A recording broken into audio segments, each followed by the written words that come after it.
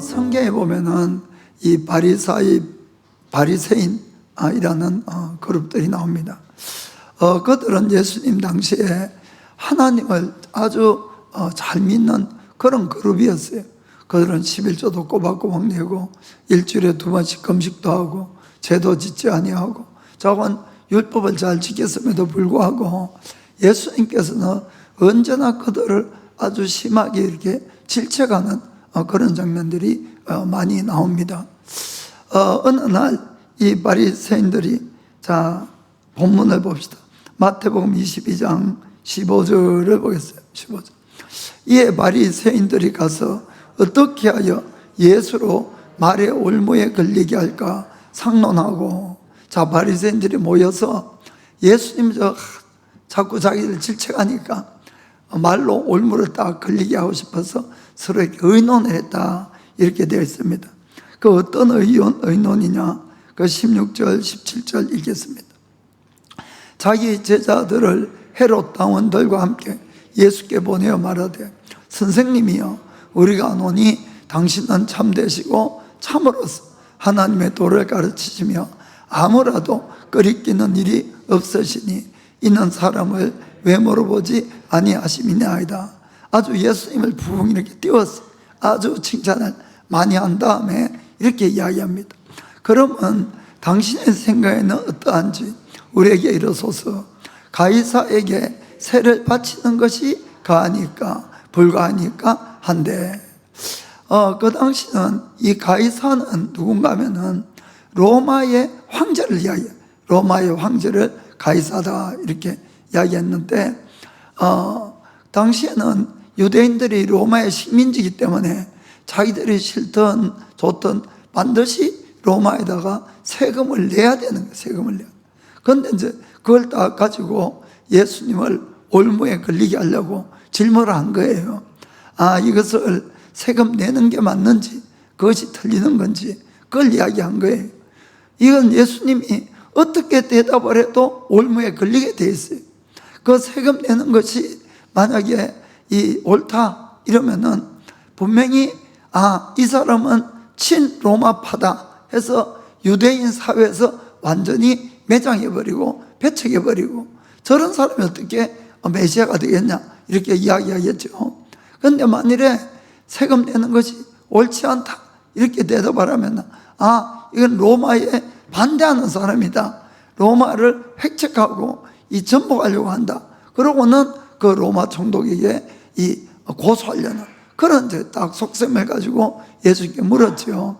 그래서 예수님이 어떤 대답을 해도 이 올무에 딱 걸릴 그런 질문을 한 거예요. 예수님께서는 그들의 이 마음에 악한 생각을 하시고 18절에 이렇게 이야기를 합니다. 예수께서 저희의 악함을 하시고 가라사대, 외식하는 자들아 어찌하여 나를 시험하느냐. 이 외식하는 자들아 하는 뜻은 위선자들아, 그런 뜻. 위선자. 이 바리새인들은 그 속마음에는 늘 여러 가지 탐욕이 있고 여러 가지 이 나쁜 죄들이 있으면서도 겉모양은 자기들이 말씀을 다 지키는 것처럼 이렇게 행동을 하니까 예수님이 위선자야, 이렇게 이야기를 하고 그들에게 대해서는 아주 토할 것 같은 그런 기분을 늘 주님이 가졌다는 걸 볼 수가 있는 겁니다. 그런데 반대로 예수님은 이 세금 거두는 세리나 창기들에게는 아주 관대한 마음으로 가지고 이렇게 대했어요. 그럼 왜 그랬을까요? 그들에게 누가 당신 죄인이야 이렇게 이야기를 안 해도 자기들의 죄를 아는 거예요. 그리고 늘 그 죄 때문에 고민하고 죄 때문에 마음 아파하고 하나님 앞에 그저 불쌍히 여겨달라고 그렇게 하니까 그들에 대해서는 주님이 관대한 마음을 가졌다는 것을 여러분 아시기 바랍니다. 그래서 오늘은 이 바리새인이나 이런 사람들을 통해서 크게 두 가지를 한번 생각해 보길 원합니다. 크게예요. 그 먼저는 사람에게는 세 가지 종류가 성경에 있어요. 그건 뭔가 하면은 아예 예수님 안 믿는 사람, 그걸 육에 속한 사람 이렇게 이야기합니다. 육에 속. 그리고 또 하나는 예수는 믿는데 육신에 속한 사람이란 그룹이 있고, 그리고는 예수를 믿되 늘 성령 충만한 신령한 사람, 이렇게 나누고 있는 겁니다. 그래서 우리는 이 예수님을 그냥 믿으면 안 되고 반드시 신령한 사람이 되어야 될 줄 믿습니다. 자, 그러면 이 육에 속한 사람은 성경에 보면은 고린도 전서 2장 14절에 나와요. 자, 읽어보겠습니다. 육에 속한 사람은 하나님의 성령의 일을 받지 아니하나니 저희에게는 미련하게 보임이요 또 깨닫지도 못하나니 이런 일은 영적으로라야 분변함이니라. 아멘. 그래서 이 사람들은 아예 예수님을 모르는 사람들이에요. 믿지도 않아요. 그러니까 성령의 일을 알 수도 없고 그것을 믿는 것을 바보스럽게 어리석게만 그들에게 보이는 거예요. 제가 이제 이렇게 전도를 하다 보면은 어떤 사람이 저한테 농담 삼아 그래요. 제가 이제 크리스찬이니까 아멘, 소멘, 라멘 하면서 특별히 일본 사람들이 잘 그러더라고요. 그래서 제가 같이 웃었는데, 그런데 그 사람들을 탓할 것이 하나도 없는 거예요. 왜냐하면 전혀 이 사람들은 예수 믿는 게 이해가 안 되는 거예요. 이해가. 왜 그럼 매주 교회 가지? 교회 가서 헌금 내지? 뭐 봉사하지? 그 이해를 할 수가 없다, 이런 이야기입니다. 그러나 우리가 반드시 알아야 되는 것은 그 사람들의 운명은 바로 멸망으로 간다는 걸 우리가 알아야 돼요. 그래서 그분들에게 화내고 이러시면 안 됩니다. 오히려 불쌍히 여기고 그분들을 위해서 기도해 줘야 되는 거예요. 그래서 고린도전서 1장 18절에도 분명히 그렇게 적혀 있어요. 십자가의 도가 멸망하는 자들에게는 미련하다, 이러냐, 미련하게 보여요. 그런데 그들은 어디로 갑니까? 멸망하는 자들에게 이렇게 적혀 있는 거예요. 그러나 구원을 얻는 우리에게는 하나님의 능력이 바로 십자가다. 능을 믿기를 축복합니다. 자, 그 다음에 예수를 믿지만은 육신에 속한 사람이 있어요. 자, 고린도전서 3장 1절부터 4절 읽어보겠습니다. 형제들아, 내가 신령한 자들을 대함과 같이 너에게 말할 수 없어서 육신에 속한 자, 곧 그리스도 안에서 어린 아이들을 대함과 같이 하노라. 내가 너희를 젖으로 먹이고 밥으로 아니하였노니 이는 너희가 감당치 못하였음 이거니와 지금도 못하리라. 너희가 아직도 육신에 속한 자로다. 너희 가운데 시기와 분쟁이 있으니 어찌 육신에 속하여 사람을 따라 행함이 아니리요. 어떤 이는 말하되 나는 바울에게라 하고 다른 이는 나는 아볼라에게라 하니 너희가 사람이 아니리요. 아멘. 이것은 무슨 이야기가 하면은 예수를 믿는다고 하지만은 여전히 시기하고 질투하고 분쟁하고 싸우고 또 당파짓고 이런 것은 아직 예수 믿는 것이 아니다, 그런 이야기입니다. 너희가 사람도 아니다 그러면 예수 믿는 사람이 아니다, 이렇게 표현을 한 겁니다. 솔직하게 우리에게도 있잖아요. 우리에게도. 그러면 우리는 깨달아야 되는 거예요. 지금 나는 영에 속한 것이 아니고 육에 속해서 지금 내가 신앙생활 하는구나. 이것을 깨달아야 되는 겁니다.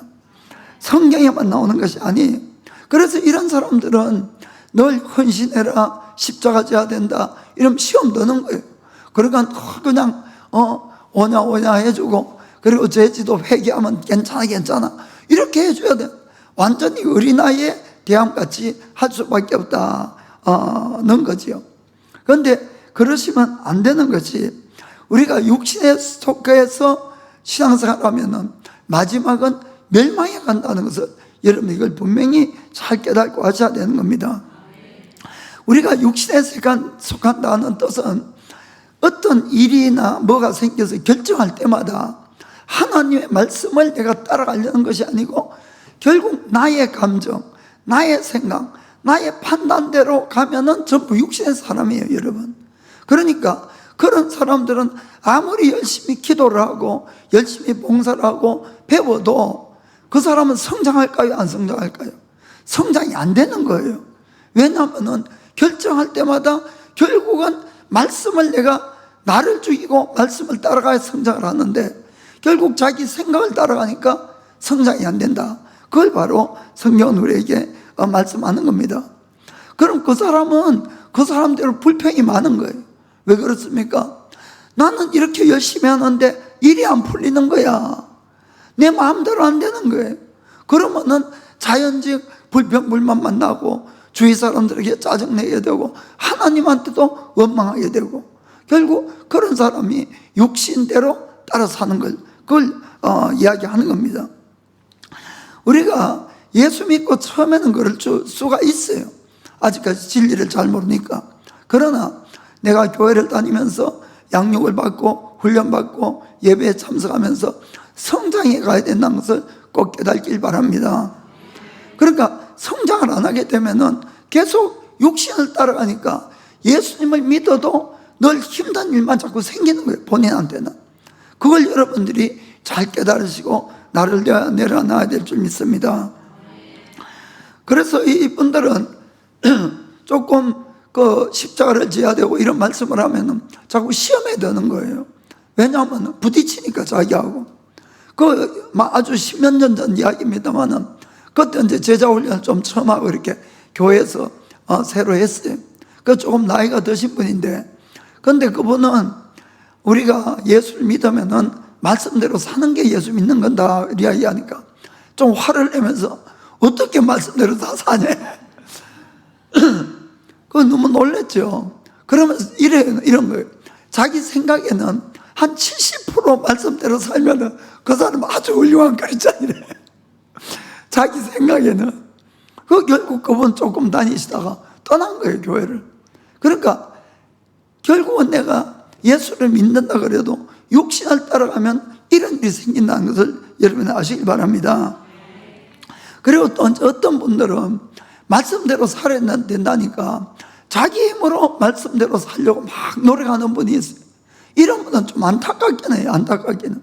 그런데 사랑하는 성도 여러분, 하나님의 말씀은 절대로 내 힘으로 살 수 없다는 걸 여러분 인정하셔야 되는 겁니다.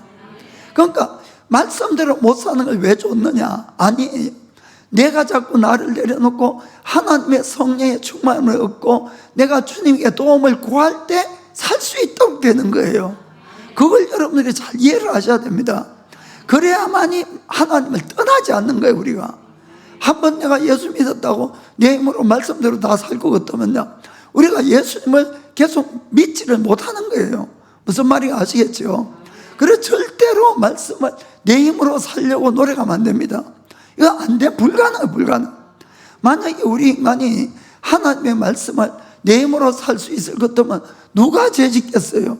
그렇지 않습니까? 만약에 우리 인간 중에서 한 사람이라도 죄를 안 지은 사람이 있다면은 예수님이 오실 수가 없어요. 불공평하니까. 무슨 말인가 이해가 됩니까? 다 죄인인 거예요. 다 죄인. 결국 말씀대로 못 산다 그런 뜻입니다. 그러니까 매일같이 내가 하나님 앞에 항복해 나와야만이 말씀대로 살 수 있다. 이것을 여러분들이 정말 잘 깨달아야 됩니다. 그런데 내가 그걸 모르고 자꾸 내 힘으로 살려고 그러면은 결국 사람은 어떻게 됩니까?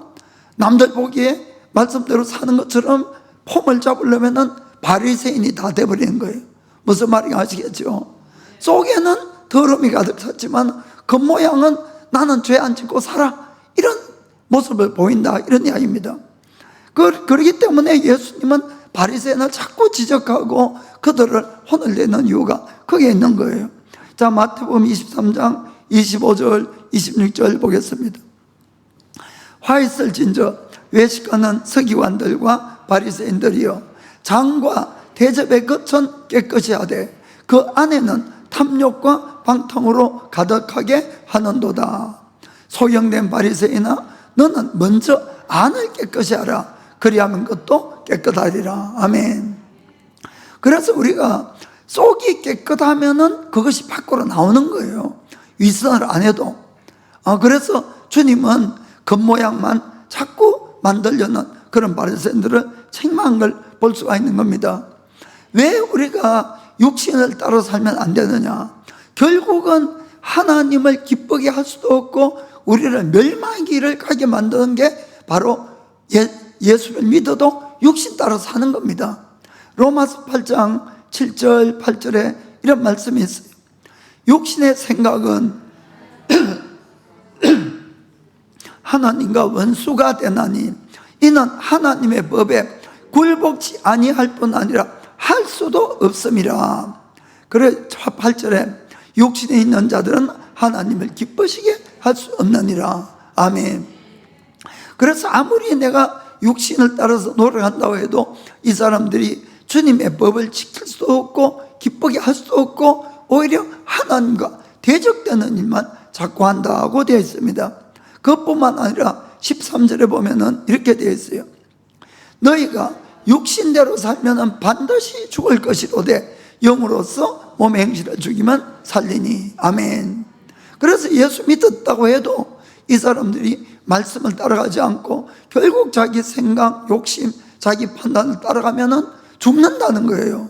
여기 죽는다는 것은 영원히 멸망의 길을 간다, 그 뜻인 걸 아시길 바랍니다.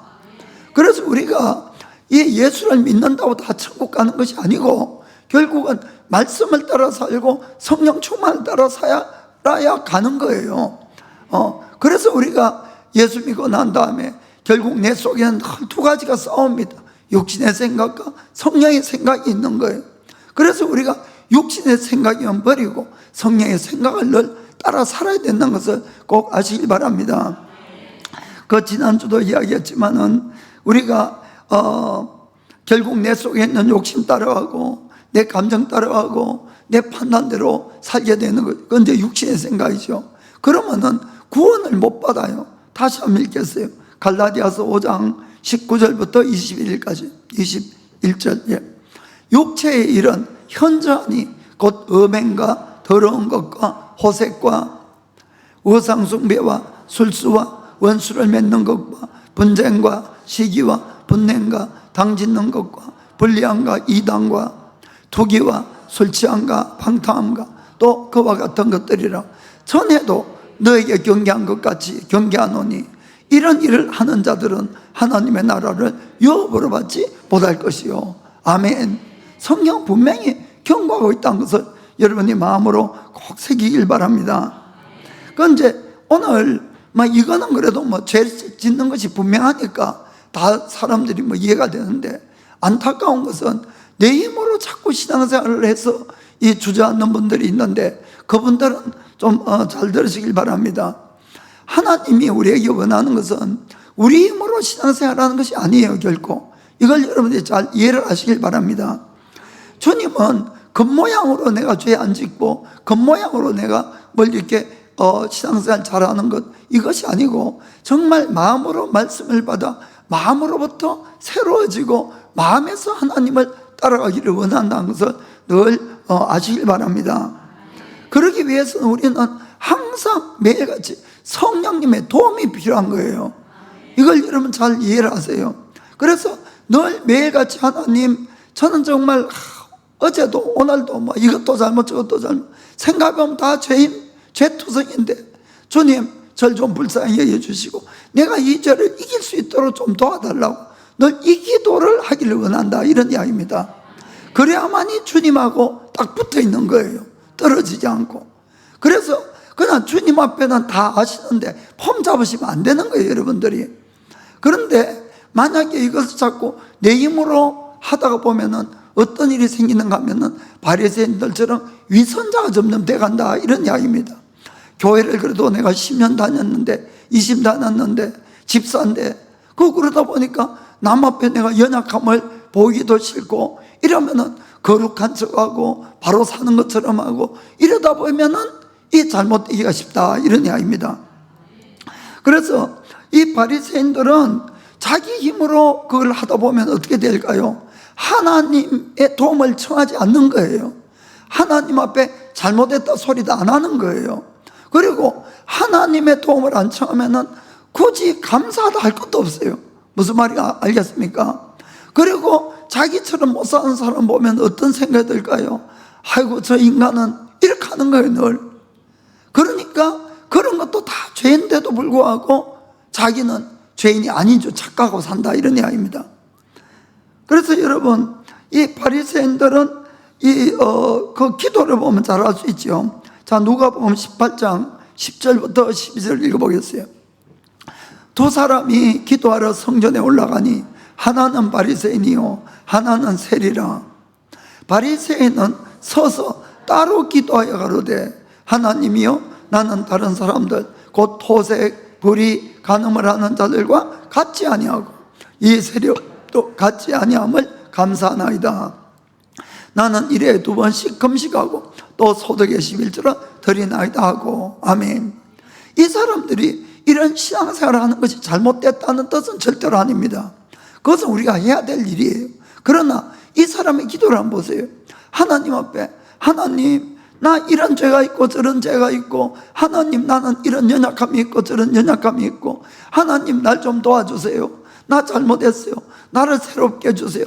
이런 것이 하나도 없는 거예요. 무슨 말인지 아시겠습니까? 늘 한다는 소리가 안 그런 사람 보고 나는 저 다른 사람과 같지 않다고, 저 세리와 같지 않다고, 그리고는 자기 자랑만 쭉 내놓는 거예요. 무슨 말인지 아시겠죠? 그러면은 이 사람들은 자기 생각에는 누구보다도 깨끗하게 살고 누구보다도 이 바른 생활을 한다고 착각하고 있는 거예요. 그럼 뭐가 제일 문제가 될까요? 그 사람들이 남을 정죄하는 것부터 죄인데도 그런 죄를 죄로 생각지도 않고 회개할 생각도 않는다, 이런 이야기입니다. 그러면은 그 사람들의 죄는 늘 쌓여만 가는 것이지 한 번도 회개해서 지워지지 않는다는 것을 우리가 잘 깨닫고 알아야 된다는 것입니다. 그 사람들의 삶 자체가 잘못된 것이 아니고 생각 자체가 잘못됐다, 이런 이야기예요. 절대로 그런 사람은 회개하지 않는 거예요. 무슨 말인지 아시겠습니까? 그러니까 주님 앞에 주님의 은혜에 감사하는 말도 한마디 없다, 이런 이야기입니다. 그건 저 사람하고 다른 것만 감사하는 거예요. 왜 그럴까요? 이 사람들의 신앙생활 방식은 늘 사람만 의식하는 신앙생활을 하니까 이렇게 될 수밖에 없는 거예요. 사람 눈에 어떻게 보일까? 이것이 그들의 관심인 겁니다. 그러나 여러분, 사도 바울이 이 사람들보다 못해서 나는 죄인 중에 괴수라는 그 고백을 했겠습니까? 아니라는 거예요. 그것이 아니라 바울의 마음은 늘 하나님 앞에 나를 바라보는 거예요. 하나님 앞에 나를 바라보니까 회개해도 이거는 늘 죄밖에 없다, 이런 이야기입니다. 무슨 말인지 아시겠습니까? 우리의 심판주는 사람이 아니에요, 여러분. 사람 앞에 아무리 내가 멋지게 보이고 훌륭하게 보여도 그분이 나를 천국 보내는 것이 아니고 심판하는 것이 아니에요, 여러분. 하나님이 하시는 거예요. 그러니까 하나님 앞에 나는 어떻게 비칠까? 이것이 늘 내 마음에 있어야만이 바리새인이 안 되는 거예요. 무슨 말인지 아시겠죠? 그렇게 되면은 주님 앞에 나를 바라보면은 내 양심이 알고 내가 알 것 아닙니까? 그러면 우리는 회개할 수밖에 없는 죄인인 거예요. 마음으로 하루에도 몇 번씩 사람을 미워하면 다 살인죄라 그러는데 그거 어떻게 감당하겠냐, 이런 이야기입니다. 그렇지 않겠습니까? 그러니까 바리새인이 되면 안 된다는 것을 우리가 명백하게 알 수가 있습니다. 여러분, 하나님은 철저하게 우리 인간의 힘으로는 구원을 받을 수 없도록 되어 있어요. 우리 인간이 하는 것이. 그래서 에베소서 2장 8절 9절 읽어보겠습니다. 에베소서.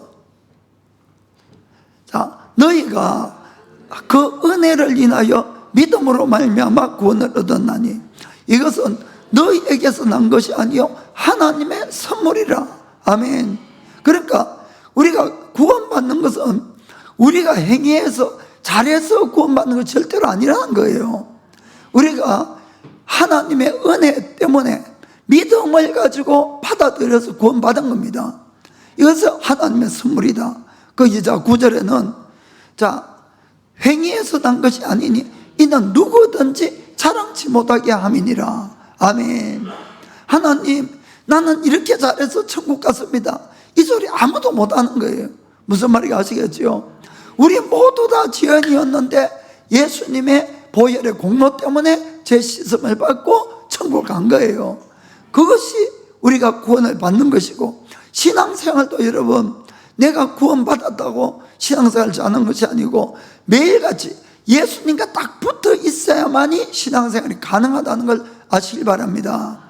그래서 요한복음 15장 5절에 예수님이 나는 포도나무요 너희는 가지니 저가 내 안에 내가 저 안에 있으면 이 사람은 과실을 많이 맺나니 나를 떠나서는 너희가 아무것도 할 수 없습니다. 아멘. 아무것도 할 수 없는 존재가 우리 인간이에요. 하나님을 떠나면.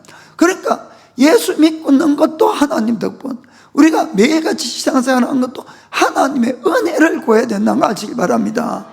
은혜가 없으면 아무것도 할 수 없는 것이에요, 여러분. 그래서 우리가 이런 마음들이 우리가 있으면은 늘 주님에게 도움을 청하는 삶을 살고 모든 것이 이루어지고 되어갈 때는 늘 하나님께 감사하는 삶을 살 수 있게 된다는 걸 아시길 바랍니다. 여러분, 지난번에도 이야기한 적이 있는데, 우리가 하나님께 받는 은혜로 말미암은 구원의 가치는 1만 달란트라고 돼요. 1만 달란트. 그건 지금 일본 돈으로 6천억 엔입니다. 6천억 엔. 그것이 하나님께 받은 은혜예요. 은혜. 그런데 우리 인간이 아무리 내가 뼈 빠지게 주님 앞에 헌신하고 뭘 한다고 해도 그것은 100데나리, 100만 엔밖에 안 된다고 성경은 기록하고 있는 것이에요. 아멘. 그렇기 때문에 이 사실을 우리는 마음 깊이 꼭 새기고 있어야 됩니다. 그것을 아는 사람들은 내가 주님 앞에 아무리 헌신했다고 해도 내 자랑을 할 수가 없는 거예요. 사도 바울처럼 헌신한 분이 어디 있습니까? 그럼에도 불구하고 바울은 내가 이랬다 저랬다 그런 소리 한마디 안 하는 거예요. 오히려 다 버렸다 그러는 거지. 오직 예수님만을 얻기를 원한다, 그 고백을 한다, 이런 이야기입니다. 그래서 그런 사람들은 주님께 다 바쳐도 오히려 감사밖에 나오지 않는다는 걸 아시길 바랍니다. 그렇습니다. 그래서 우리가 혹시 내가 봉사하거나 헌신하거나 그럼에도 불구하고 기도도 열심히 하는데 자꾸 불평불만이 나오려고 그러면은 이건 내가 바리새인 돼가는 거 아니야? 이래 생각하셔야 돼요. 정말 그렇습니다, 여러분. 그래야만 이 나를 고칠 수가 있어요. 고칠 수가. 아멘. 그렇습니다. 자, 그 다음에 이제 신령한 자가 나와요. 신령한 자. 고린도전서 2장 15절 16절. 자, 신령한 자는 모든 것을 판단하나 자기는 아무에게도 판단을 받지 아니하느니라. 누가 주의 마음을 알아서 주를 가르치겠느냐? 그러나 우리가 그리스도의 마음을 가졌느니라. 아멘. 바로 예수님의 마음을 가진 사람을 이야기하는 겁니다. 이것은 여러분, 지금 이야기하는 신령한 자가 하는 것은 거듭난 자를 말하는 것이 아니고, 내가 거듭나게 된 사람은 누구다 성령을 가지고 있어요. 성령을 받았어요. 그런데 이 신령한 자는 성령을 따라 사는 삶을 이야기하는 거예요. 성령에 따라 사는 삶. 그래서 예수님 믿기 전에는 솔직히 우리 마음에는 우리가 한 마음밖에 없어요. 그냥 죄된 마음. 그래, 죄 지어도 아무렇지도 않았어요. 솔직히 그때는 편했는데 예수 믿고 나니까 불편한 거예요. 왜? 내 속에 하나님의 마음이 들어와가지고, 성령이 오셔가지고. 무슨 말인지 아시겠죠? 그래서 우리 인간에게는 늘 이 두 마음이 싸우는 거예요. 예수 믿고 나면은 갈등이 없어지는 것이 아니라 더 갈등이 깊어지는 걸 깨닫길 바랍니다. 그래서 우리가 이 하나님이 그렇게 만든 거예요. 왜 그랬을까요? 우리를 성장시키기 위해서, 우리의 혼을 성장시키기 위해서. 우리가 바로 예수님 믿고 완전히 새 사람이 되어버리면은 옛것을 다 잊어버리고 죄가 뭔지도 모르는 거예요. 죄와 싸우는 것도 모르는 거예요. 뭐가 바른 길인지도 모르는 거예요. 그래서 우리 속에 성령의 마음을 주문과 동시에 옛사람을 그대로 놓은 이유가 바로 그 이유라는 걸 아시길 바랍니다. 그 예수 믿고 나니까 더 갈등이 있는 거예요. 우리 마음속에. 그 고백이 바로 로마서 7장에 보면은 사도 바울이 계속 고백한 것이 바로 그거란 걸 우리가 볼 수가 있습니다. 그래서 아무튼 내가 신령한 사람이 되기 위해서 어떻게 해야 될까요? 내 속에 있는 이 두 마음 중에 육신의 마음을 매일같이 십자가의 못을 봐야 된다는 겁니다. 이것을 못 받게 되면은 자연적 나는 내 속에 있는 성령의 생각으로 꽉 충만할 수가 있는 걸 아시길 바랍니다. 그래야만이 내가 진짜 하나님의 자녀가 되는 거예요. 우리가 예수를 믿으면 하나님의 자녀예요.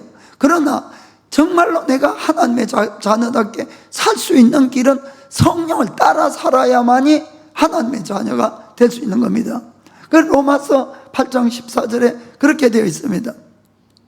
로마서 8장 14절 보겠습니다. 무릇 하나님의 영으로 인도함을 받는 것들은 곧 하나님의 아들이라. 아멘. 그래서 진정으로 내가 예수를 믿었다 하는 것으로 그치면은 나는 육신에 속한 사람도 될 수가 있는 거예요. 왜냐하면 나의 육신을 따라가면은, 그러나 내가 성령을 따라갈 때 진정한 하나님의 사람이 된다. 이걸 아시길 바랍니다. 그러면은 나의 육신의 이 사람을 어떻게 해야 됩니까? 사실 사도 바울처럼 매일같이 그것을 십자가에 못 박는 삶을 살아야 되는 것이에요. 그래서 바울은 나는 날마다 죽노라 이렇게 고백한 것이, 그것은 육신의 사람을 십자가에 못 박았다 그런 이야기입니다. 갈라디아서 2장 20절 보겠습니다. 같이 읽어봅시다.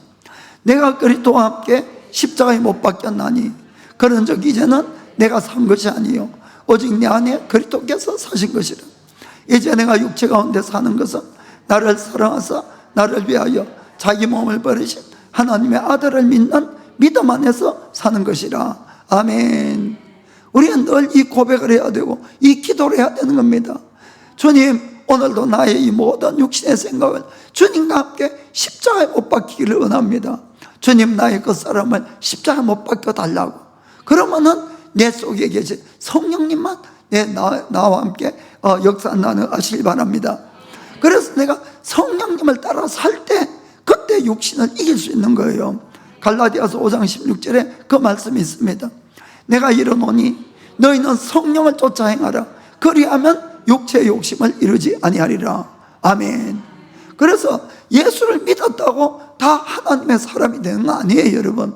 내가 성령을 따라 살 때 그것이 하나님의 사람이 된다는 걸 아시길 바랍니다.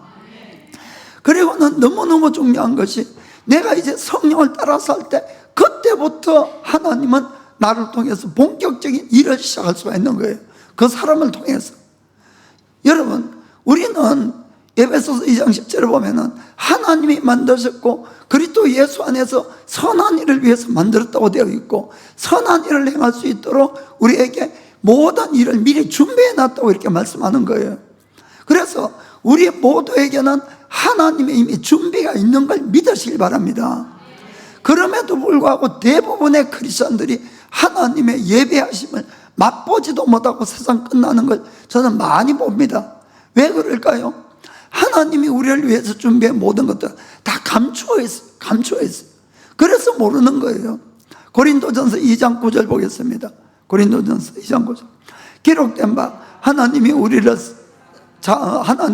자기를 사랑하는 자들을 위하여 예비하신 모든 것은 눈으로 보지 못하고 귀로도 듣지 못하고 사람의 마음으로도 생각지 못하였담과 같으니라. 아멘. 하나님이 준비한 예배한 것들은 우리가 감추어져 있다는 거예요. 눈으로 본 적도 없고 귀로 들은 적도 없고 마음으로 생각지도 못한 것이 있다는 겁니다. 그러면 자, 이것을 어떻게 할 수가 있냐? 그 다음 10절에 보겠습니다. 10절에 오직 하나님이 성령으로 이것을 우리에게 보이셨으니 성령은 모든 것 곧 하나님의 깊은 것이라도 통달하시느니라. 아멘. 내가 그러니까 성령의 사람이 안 되면은 이것을 발견할 수가 없다, 이런 이야기입니다. 그래서 여러분, 내가 성령을 따라 살려고 애를 써야 될 뿐만 아니고 하나님을 사랑하셔야 되는 거예요. 하나님을 사랑하고 내가 성령 충만을 받으면은 하나하나 하나님이 나를 통해서 무엇을 하기를 원하시는 것이 그것이 나타나는 거예요. 그리고 그 일을 할 수 있도록 주님이 예배한 것도 다 있기 때문에 그것을 우리에게 다 드러내 주시고 갖게 하시고 하나님의 일을 하게 한다는 것을 정말 믿게 되기를 예수님의 이름으로 축복합니다. 그렇기 때문에 성경은 무엇을 하더라도 성령 안에서 하라 이렇게 되어 있어요. 성령. 예배를 드리는 것도 빌립보서 3장 3절 보겠습니다. 하나님의 성령으로 봉사하며 그리스도 예수로 자랑하고 육체를 신뢰하지 아니하는 우리가 곧 할례당이라. 여기 한국어 성경은 봉사라고 되어 있는데 일본어 성경은 예배라고 번역이 되어 있고 일본어 성경은 월십이라고 되어 있어요. 그 예배가 맞아요. 그래서 하나님의 성령 안에서 예배 드려야 되는 거예요. 그래서 예수님이 신령과 진정으로 예배 드리라 맞는 거예요. 아멘. 그러니까 우리가 예배도 성령의 도움을 받아서 예배를 드리고 또 우리가 기도하는 것도 성령의 도움을 받아서 하는 겁니다. 자, 에베소서 6장 18절 보면은 앞부분만 보겠어요. 모든 기도와 간구를 하되 무시로 성령 안에서 기도하고. 아멘. 무시로 간구, 시도 때도 없이 성령 안에서 기도해라. 아멘. 그런 겁니다. 그래서 여러분, 우리가 이 영적으로 성장을 하게 되면은 하나님의 기쁨과 감사가 늘 충만해요, 사실은.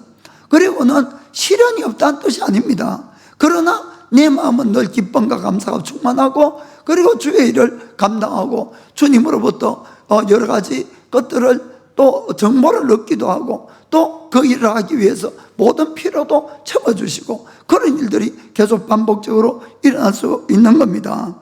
그렇기 때문에 우리가 반드시 영적으로 성장하기를 예수님의 이름으로 축복합니다. 자, 그 다음에 큰 두 번째는 이 가이사의 것은 가이사에게, 하나님의 것은 하나님에게. 자, 아까 그 바리새인들이 이 올무에 걸려고 예수님께 질문을 했죠. 다시 한번 17절 보였어요. 17절에. 자, 그러면 당신의 생각에는 어떠한지 우리에게 이르소서. 가이사에게 세를 바치는 것이 가하니까 불가하니까 한데. 자, 예수님 대답이 19절부터 22절까지.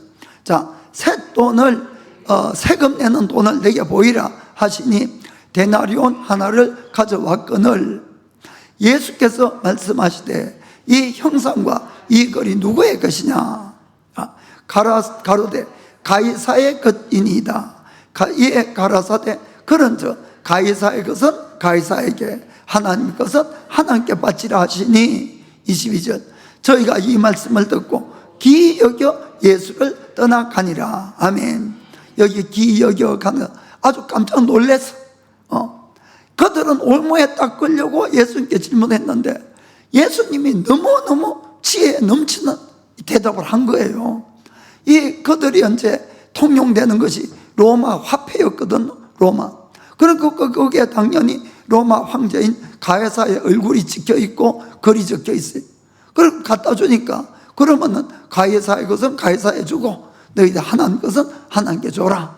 그거 뭐 대답할 말이 없었던 거죠. 저는 오늘 이 말씀을 통해서 우리 자신에게 한번 비춰보기를 원합니다. 그래서 무슨 뜻인가 하면은, 과연 나는 정말 가이사의 것은 가이사에게 바치고 나는 하나님 것은 하나님께 정말 주고 있냐, 이걸 좀 생각해 보자, 이런 이야기입니다. 우리가 성령 충만하기 위해서 아까 말씀드린 것처럼 가장 우리에게 큰 적은 밖에 있는 마귀가 아니에요, 여러분. 내 속에 있는 욕심이에요, 결국.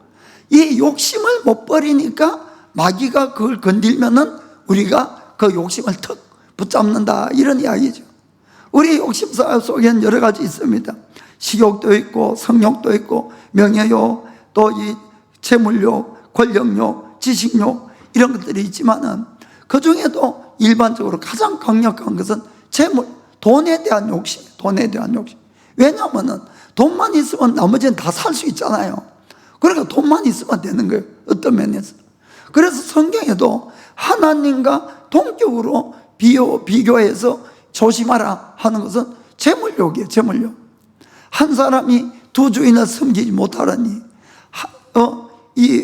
이쪽 편을 그 사람이 더 중하게 여기고 저쪽 편을 더 가볍게 여기고 또 여기를 더 사랑하고 저기를 더 미워할 수도 있다. 그래서 너희는 하나님과 재물을 겸하여 섬길 수 없다, 이렇게 예수님 말씀했거든요. 그래서 우리가 정말로 성령 충만을 원하면은 먼저 내 속에 있는 재물욕을 버려야 되는 거예요. 재물욕을. 이것을 내가 이기지 못하면은 결국 어떤 일이 생길까요? 재물에 대한 어떤 문제가 터졌어요. 그러면 나는 하나님을 택할까요? 재물을 택할까요? 여러분이 심각한 문제로 생각하셔야 됩니다. 결국은 나 재물을 택하는 거예요. 여러분, 그러면은 우리는 육신을 따라가는 거고 결국 마지막까지 그러면은 구원 못 받는 거예요, 여러분. 왜냐하면 재물이 나의 왕이니까. 여러분, 이것이 아주 좀 심각하게 우리가 이 문제를 생각하셔야 되는 겁니다. 자, 그러면은 우리가 이것을 해결할 수 있는 방법이 뭐냐? 가이사의 것도 내 것이 아니고 하나님의 것도 내 것이 아니에요. 그러면은 남의 것을 탐내지 맙시다. 아멘. 그러니까 탐내지 말고 가해사의 것은 가해사에게 주고 하나님의 것은 하나님께 주는 훈련을 하셔야 되는 거예요. 자, 그럼 먼저 가해사 것은 가해사에게. 이것은 막 쉽게 생각하면 나라에 세금 내는 것, 세금 내는 것. 자, 로마서 13장 7절 읽겠습니다. 자, 모든 자들에게 줄 것을 주되 공세를 받을 자에게 공세를 바치고 국세를 받을 자에게 국세를 바치고 두려워할 자를 두려워하며 존경할 자를 존경하라. 아멘. 우리 크리스천들은 세금 잘 내셔야 됩니다, 여러분. 예, 잘 내고 계시죠? 세금 내야지 나라가 운영이 되고 또 어려운 사람들을 또 나라에서 도와가고 이렇게 할 수가 있는 겁니다. 그런데 이제 우리가 월급을 받는 사람들은 세금 내기 싫어도 낼 수밖에 없어요. 다 떼고 주니까. 그래서 막 그 사람들은 세금에 대해서 고민할 필요가 없어요. 그런데 이제 자영업을 하거나 사업을 하거나 내가 이제 매년 2월 15일부터 일본 갔다면은 3월 15일까지 이 확정 신고를 해야 돼요. 스스로 올해 돈을 이만큼 벌었고 뭐 이렇게. 그런데 이제 그런 분들은 좀 세금 내는 것이 고민이 될 때가 있는 거예요. 사실 저도 옛날에 조그마한 사업체를 하나 했을 때는 이 확정 신고할 때 내 속에 검정욕이 또 싹 올라오더라고요. 올라와가지고 세무사하고 어떻게 하면 세금 덜 낼란지 그래가지고 우리 좀 이렇게 상담하고 뭐 그러다가 탈세가 아니고 절세하는 거니까 그렇게 이제 한 적도 있고 그래서 그 기분은 잘 압니다. 그런데 제가 이 세금에 대해서 생각이 크게 바뀐 사건이 하나가 터졌어요. 그게 뭔가 하면은 이제 2008년도인데 17년 전이네. 생각하면 17년 전. 제가 이제 그때에 한국에 있던 집이 일본 오기 전에 제가 사놓은 집이 있었어요. 사놓은 집이. 그래서 그때 이제 그 집을 팔고 그 돈을 가져와서 일본에 집을 샀습니다. 집을 샀는데 그때 누구였더라 그때 노무현 대통령인가 뭐 자관 그래 돼가지고 일본에 그러니까 한국의 집값이 너무 올라가가지고 집값이 그래서 두 채 가져도 뭐 세금을 많이 나왔고 한국에서 살지 않으면서 집 가진 사람이 집을 팔면은 세금을 엄청나게 때린 거예요.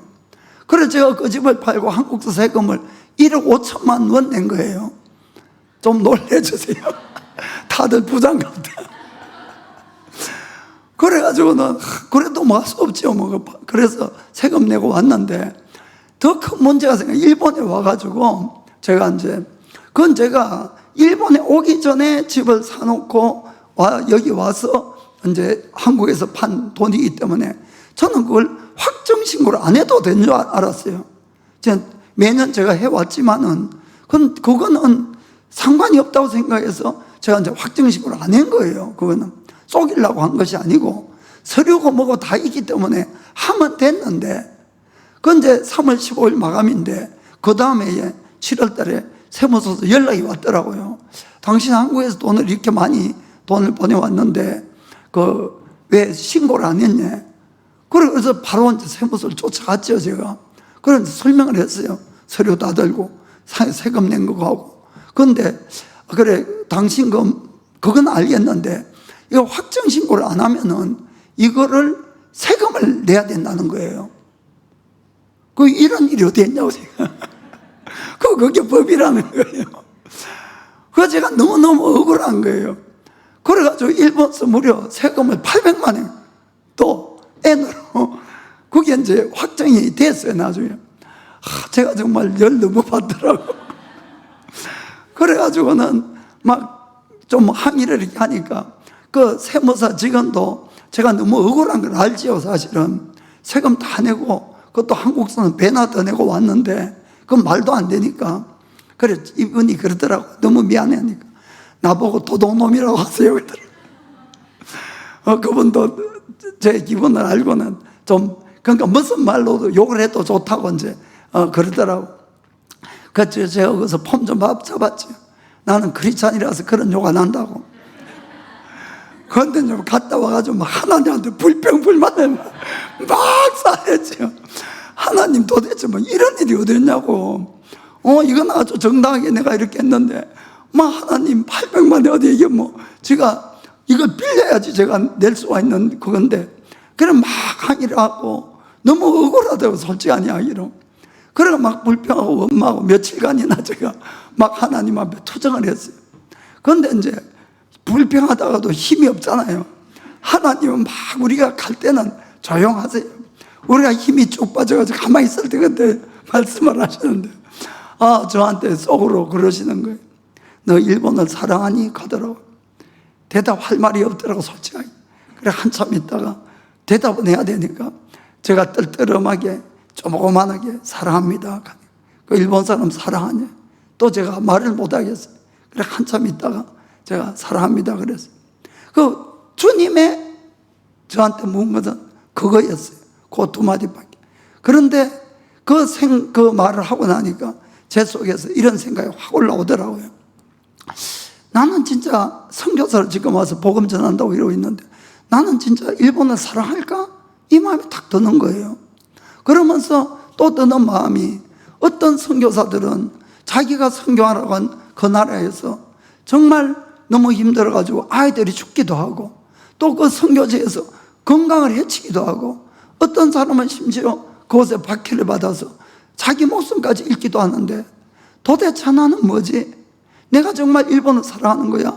하니까 막 너무너무 하나님 앞에 죄송하고 정말 막 감당이 안 되는, 그때부터 막 외치면서 제가 하나님 정말 제 이 작은 좁은 마음을 용서해 달라고, 이 마음을 깨뜨려 달라고, 주님 저는 사랑도 없는 그런 인간이라고, 정말 저를 좀 깨뜨려 달라고, 주님 제가 정말 일본을 마음으로 사랑할 수 있도록 해달라고 진짜 막 그러는데 막 눈물이 터지면서 제가 막 감당이 안 되는 거예요.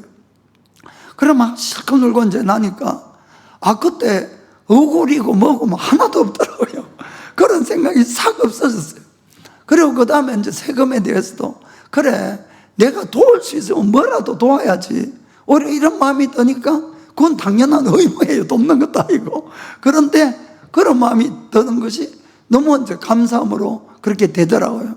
사랑하는 성도 여러분, 가이사의 것은 꼭 가이사에게 돌려드립시다. 그 다음에 하나님의 것은 하나님께입니다. 그 대표적인 것이 11조죠. 11조 한 번 더 읽어보겠어요. 자, 말라기서 3장 8절부터 10절까지. 사람이 어찌 하나님의 것을 도적질하겠느냐? 그러나 너희는 나의 것을 도적질하고도 말하기를 우리가 어떻게 주의 것을 도적질하나이까 하도다. 이는 곧 11조의 한물이라. 너희 곧 온 나라가 나의 것을 도적질하였으므로 너희가 저주를 받았느니라. 만군의 여호와가 이르노라. 너희의 온전한 11조를 참고해드려 나의 집에 양식이 있게 하고 그것으로 나를 시험하여 내가 하늘 문을 열고 너희에게 복을 쌓을 곳이 없도록 붙지 아니하나 보라. 아멘.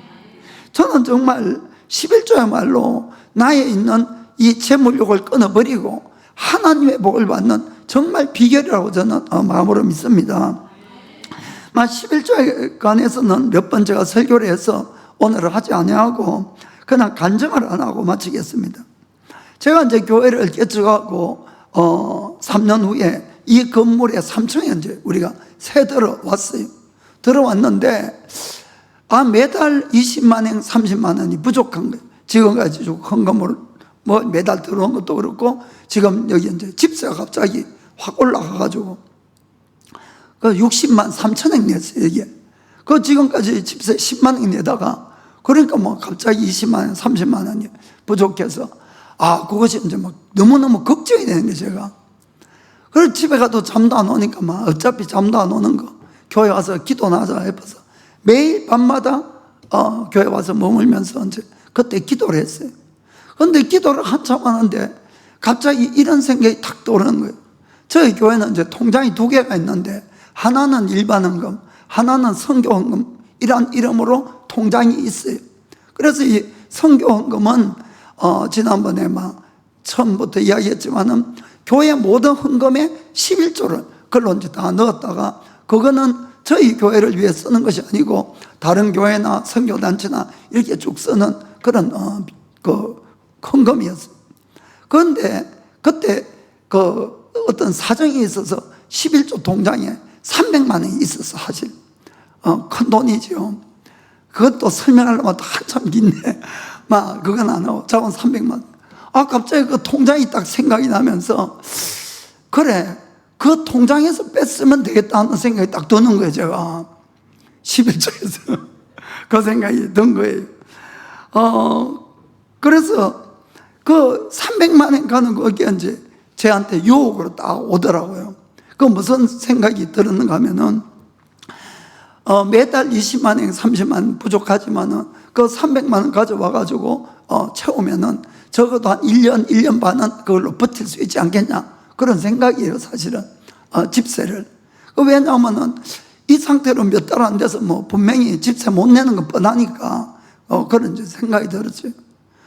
그리고 어차피 그 헌금을 모은 것도 외부에 어떤 뭔가 교회 재정이나 뭐 형편이 어려운 데를 도와주려고 모은 헌금이기 때문에, 지금 우리 교회가 이렇게 어려우니까 똑같은 교회 일에 이걸 쓰는데 그것은 다 뭐 당연한 거 아니겠냐, 이런 생각도 드는 거예요. 그러면서 생각하면 할수록 그거 좋겠다는 마음이 자꾸 이렇게 올라오는 거예요. 기도할수록. 그래가지고는 제가 그래, 그럼 그렇게 해볼까 하고, 대신에 참 중요한 거는 어떤 아이디어가 왔을 때 그래도 하나님께 물어보셔야 돼요. 여러분, 하나님께 이것이 하나님 바릅니까 안 바릅니까 하는 것을. 그래서 그거는 이제 내 아이디어고 생각이죠. 그건 이제 며칠 기도했어. 그거 가지고 그러다가 그래서 그렇게 하려고 이제 제 마음에 작정을 했죠. 작정을 하고는 하나님께 그렇게 할까요 말까요 기도하는데, 아무리 기도를 해도 마음에 평강이 없는 거예요. 마음에 이건 아니구나 하는 생각이 딱 들더라고요. 그래서 제가 이제 그 당시에 이제 그 교회 리더들 몇 명 불러가지고 제가 이제 이런 그 생각이 들었고 기도를 하니까 이게 아니더라. 이 돈 괜히 내뒀다가 목사 시험 다니까 이 돈 바로 다 보내자 그랬어요. 그거 다 좋대, 다들. 그래가지고는 일주일 안에 이 일본 있는 데하고 그 한국하고 세 군데 골라가지고 100만 원씩 그냥 싹 다 보내버렸어요. 그러니까 제 마음이 얼마나 시원하든지. 그러고는 평강이 딱 오는 거예요. 그런데 더 놀라운 사실은 그 다음 달부터 교회 모든 재정이 다 채워지는 거예요. 할렐루야. 만약에 제가 그거를 그냥 20만 원씩 뺐었으면은 아마 평생 지금도 지금 적자일 거예요. 여러분 무슨 말씀하는가 알겠죠? 우리는 하나님이란 이 말씀의 기준을 내 감정으로는 그렇지 않더라도 그 기준을 붙드셔야 되는 거예요. 그것을 이루기 위해서 기도해서 성령 충만을 받아야 된다, 이런 이야기입니다. 그리고 주님께 늘 물어보시면은 답을 말씀해 주는 거예요. 그러니까 늘 우리에게 선택이 있을 때마다 이건 나에 대한 시험이다라고 생각하세요. 그러면 여러분들이 아주 쉽게 하나님의 뜻을 결정해 갈 수가 있어요. 그냥 당연하게 좋은 아이디어라고 생각해서 그 붙들었다가는 그건 내 육신의 생각이었어요. 육신의 생각. 그러니까 그것이 아니라 정말 성령님의 생각을 붙들고 여러분들이 나아가면은 누구라도 주의 뜻을 알고 또 실행하면은 또 모든 주님의 예비함도 만나는 그런 복이 있을 줄 믿습니다. 꼭 신령한 사람들이 되기를 예수님의 이름으로 축복합니다. 자, 기도하겠습니다.